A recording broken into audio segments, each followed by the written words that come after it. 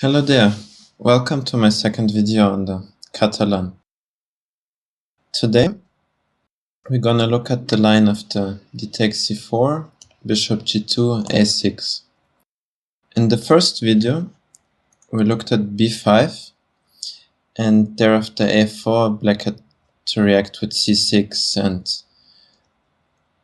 there is a good argument in favor of a6 that it's nicer to be able to put the structure a6 b5 and try to get onto the long diagonal immediately with bishop d7.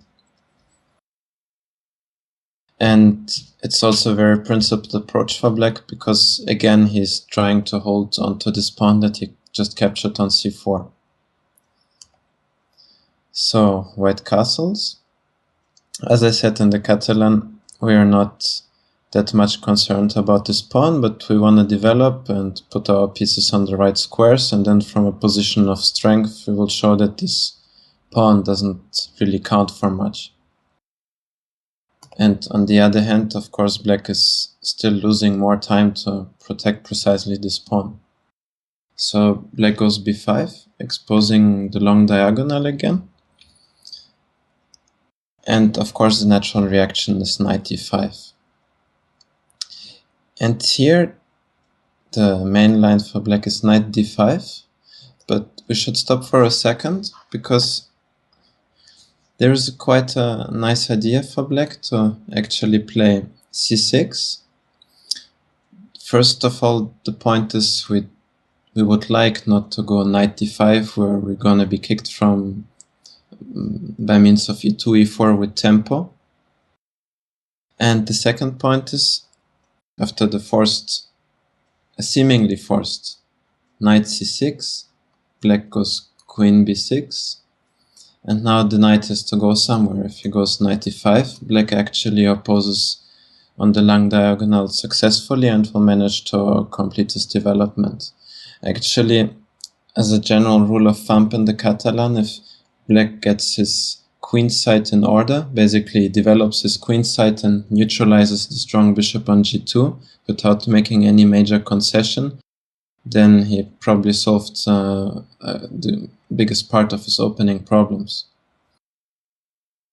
And if white takes on b8, rook b8, same is gonna happen. Black will play bishop b7, then develop the bishop from f8 and successfully finish all his development. So c6 turns out to be quite a cunning idea, and the refutation is very instructive. White goes b3, and after cb3, here comes the point. Knight takes c6, queen b6, and we manage to remove the knight with tempo by playing knight a5. And if black goes rook a7, then we take on b3, and we've managed not to help black with his development. Actually now he's placed kind of awkwardly with his queen on b6, rook a7, and the knight is still on b8. And at some point there might be ideas with d5 and bishop e3 making use of this awkward placement of pieces. So this is a nice trick to remember, that b3 basically takes out the sting of this whole idea. And now let's go back to the main line. Black goes knight d5. And now white has to attack this queenside structure of black, going a4, which forces bishop b7, ab. We take on a8. And at first sight this looks like we just exchanged a rook, spent a tempo on this, on opening the file to be able to do this operation. So what have we actually gotten for this? But it will become clear in a moment.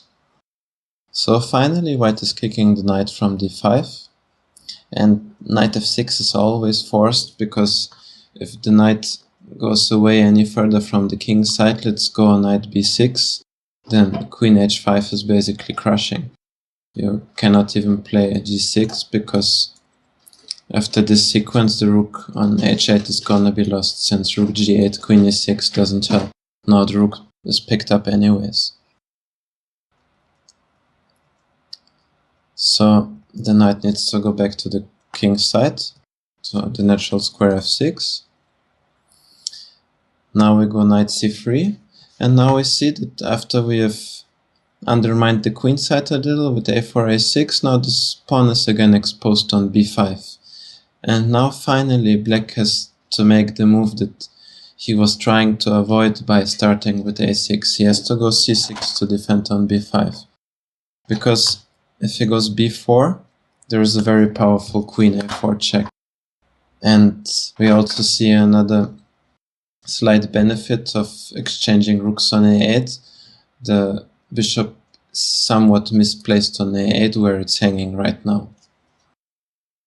And after c6, it also becomes clear that the bishop is really worse on a8 than on b7, because now it's quite hard to get back into the game. Black needs to lose one tempo just to play bishop b7, where it's still kind of sad and just has a little more prospects like a6, c8. So now we have kind of reached the main position of this line, and where it's very important to understand the strategic nature of the struggle, because white has nicely developed his pieces, taking possession of the center, but black is held onto his extra pawn, and all he wants to do now is to finish development and then be a healthy pawn up. So, as usual with the lead in development, we have to open up the position. Now b3 doesn't really help with anything, because after b3 taking, there's no threat at all, and black will just carry on with development. So instead we use our other tool to open the position, and that is d5.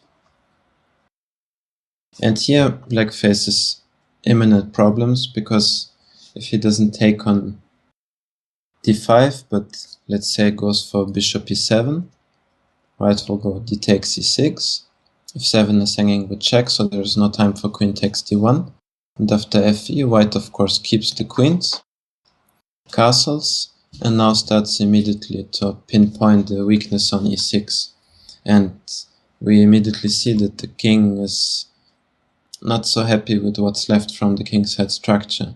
So to defend the pawn on e6, it would be nice to have a bishop on b7 that could go bishop c8 now. Instead, black has to use his queen for the job. And now white just continues development, takes the open file, and is soon ready to increase the pressure with ideas like knight f3, knight g5, then e5 will be in the air as well. And overall, it's quite a miserable position for black.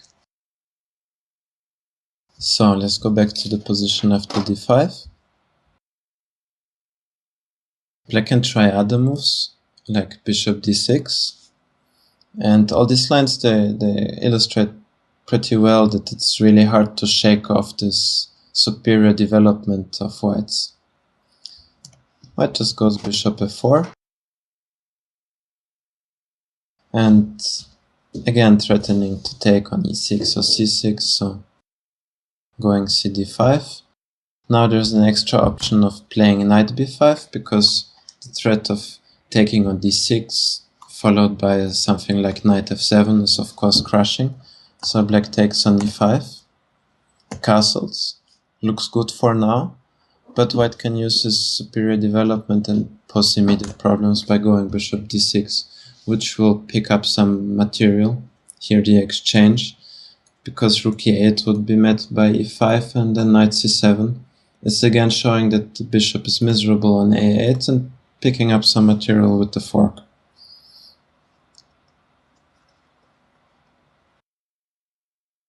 So it's really hard for black to do anything but to take on d5, but that will open up the position further. But let's look at the line. cd5, of course ed5 is forced, and now black has a choice. Let's start with e takes d5. And what I like to do is to do a count of the material. Now black is up 2 pawns, but let's look at the rest of the material. Okay, there is a good knight on f6 which is developed, there is a bishop on a8 which at least supports the center, but all the rest of black's position is completely undeveloped, while all of white's pieces are either already doing something or about to enter the game, like rook e1, bishop g5 are in the air all the time. So we could say right now white is playing with 2, 3, 4 pieces more, depending on what happens on every next move. And given the open nature of the position, that should lead to decisive results. And of course, in general, we don't like to exchange pieces if we are the attacker. But here's a very curious moment, because this knight on f6 is like the main defender of the black position. And if you imagine like some kind of sports game, like soccer or basketball or ice hockey, and we are 5 against 4 or 11 against 10, the team with one player less can still fight on and pretty much be successful. But when it becomes like 2 against 1 or 1 against 0 for argument's sake, then of course it's impossible to defend in any situation. And this is why here it's a really good idea to go knight g4 and take out basically the only real defender of the black position. So black can try to keep the position somewhat close with knight e4. And now we have a nice development move, bishop f4, which is coming up with the threat, because knight e4, queen d8 would lead to winning the knight on b8. So black has to lose time and exchange his developed piece on c3, because the otherwise natural move, bishop d6, runs into a direct attack, queen d4, and bishop h6, and gh would lead to quite a nice mate. And this is possible because the, as I said before, natural defender of the black king side, the knight on f6, had to depart from that square. So let's go back a few moves. And if black wouldn't go knight e4, then white is simply gonna take on f6, play rook e1, check, knight d5, and black is just completely collapsing. So instead of e d5, let's look at bishop d5. And here comes a quite interesting moment as well, because the bishop on g2 is like the pride of the Catalan player, and the first instinct would be to take with the knight on d5. But actually there is nothing left of the black queen side, and we will see in a couple of moves that it will be much nicer to have the knight who can land on d5 than a bishop on g2 that will eventually be looking at an empty queen side, since now we are playing for an attack on the black king.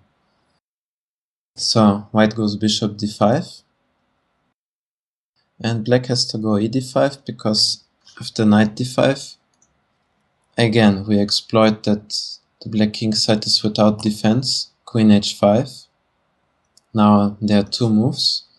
One is queen f6, which is met by knight d5, e d5, rook on the open file, bishop e7, and now of course is the moment to crash through, because we don't want to let black castle. So the last piece comes into the game with decisive effect, bishop g5.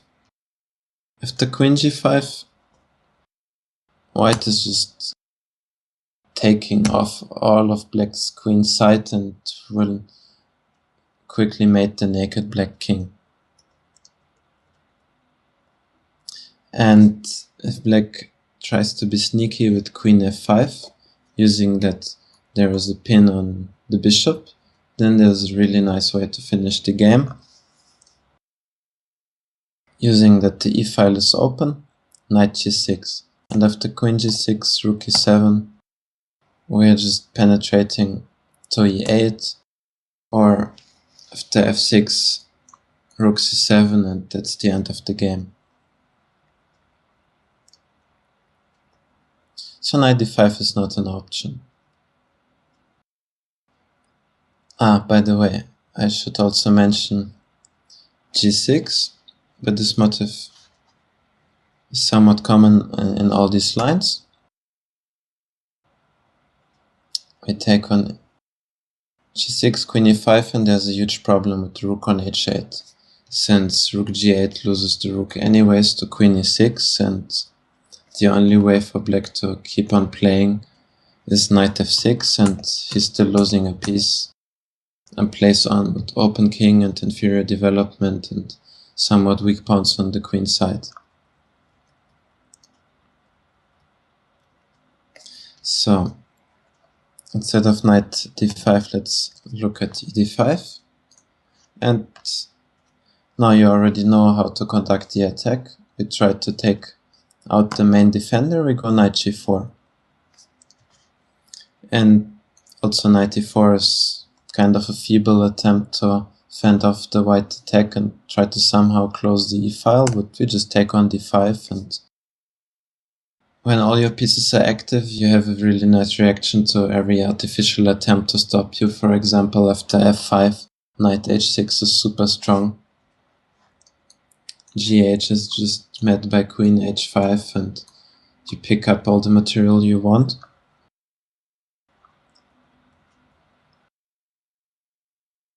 And if this knight is not taken, then let's say queen d7, then white just increases the pressure with rook e1, and still gh is not possible on account of knight f6. So knight e4 is not really an option, but after bishop e7, it's nice to see how white will finish off this attack in style. So we take on f6. Now of course you give a check, and black simply doesn't have time for bishop e7 because this pin will be deadly. So he has to go king f8 instead. We take on d5, and now we basically play the rest of the game with an extra rook and a very strong knight on d5. So this pawn we are down, it doesn't count, it's more like we are rook up in this game. Knight c6, black can't do anything but develop. Bishop e3, white does the same. h5 is logical, otherwise there's no chance to get this rook into the game. But now with all white's pieces in the game, it's time to look for a decisive way to finish it off. So we look at the first moves, bishop c5, king g8. And now maybe try to take a moment, maybe stop the video even, and try to see if you find the finishing touch. And something I have seen many times in my chess career, the strong side breaks through on what seems to be the strongest spot in the defender's camp, and e7 is like defended couple of times, but bishop e7 is just completely crushing black's coordination. After knight e7, white wins the queen, and it's no different after bishop e7, knight e7. Also black can set himself up for quite a nice mate. Instead in the game, black played queen c8. That's the game Elyanov, Ukrainian super grandmaster, against another grandmaster, Igor Novikov from Russia. And that game finished with bishop f6, gf, knight f6. Also, white could have played rook e8, of course, winning the queen, but here he simply could choose which way he wanted to win. So knight f6, taking another pawn, and the game finished quite elegantly in this way, and there is no way to, well, obviously black is getting mated.